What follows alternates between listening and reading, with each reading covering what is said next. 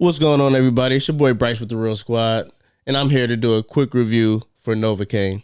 This is directed by Dan Burke, starring Jack Quaid and Amber Midthunder. The story follows Nathan Kane, played by Jack Quaid, and he has a disease called SIPA. And I don't know if this is a real disease, but it definitely sounds like something from out of the X-Men. It's where you cannot feel pain.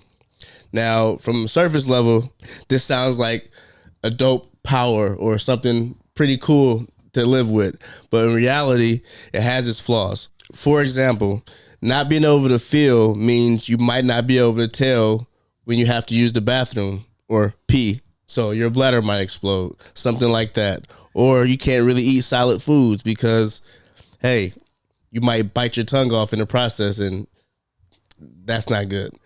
On surface level, it may seem dope, but I love how the movie kind of plays both sides.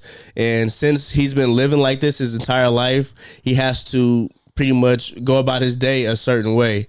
And it kind of kept him away from a lot of people. And this is where you have Sherry, played by Amber Midthunder, come in, and he decides that this might be the person he wants to spend his life with.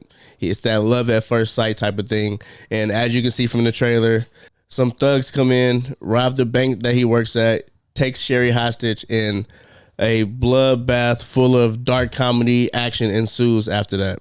Of course, Jack Quaid always kills it in his movies, but I started following Amber Midthunder after she played a small role in the Avatar Last Airbender live-action TV show, but she had her big breakout moment in the movie Prey, which I love. That was the better Predator movie that has come out in the last few years.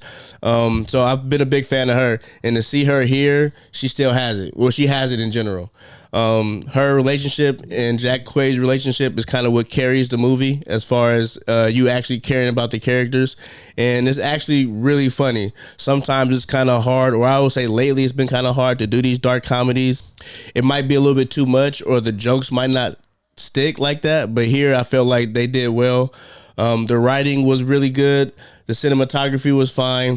And I think the best thing about the movie will be the action and the gore and what they are able to do with the character that has SIPA, the things you can play off of with that. So you have a lot of different creative fight scenes that aren't your typical fight scenes where, yeah, our main character cannot feel pain, but at the same time, he's not a trained assassin. He's not a trained killer. So everything he's doing is on a whim. And I love what they do with his character as far as trying to figure out ways to best the enemy and get an upper hand.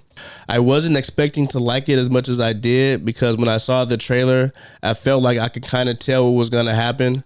And even though I pretty much could read the end of the movie, I still had a good time with it because of what they did with the characters and the writing. So I have to give it up to Dan Burke. But yeah, I actually recommend to go see Novocaine in theaters. It is a hell of a ride, and I'm gonna have to give it a real dope movie, about a 7.8. Really close to that real deal. Like I said, since it was so predictable, I can't go too much higher, but at the same time, I did enjoy myself. But if you guys are interested in seeing it, I recommend you go see it. Jack Quaid is killing it, and so is Amber Midthunder. And yeah, but if you're new here, make sure you hit that sub button and that notification bell so you can be up to date when we drop. We go live once a week, Wednesdays between 9:30 and 10, and we'll stay on for about an hour and a half.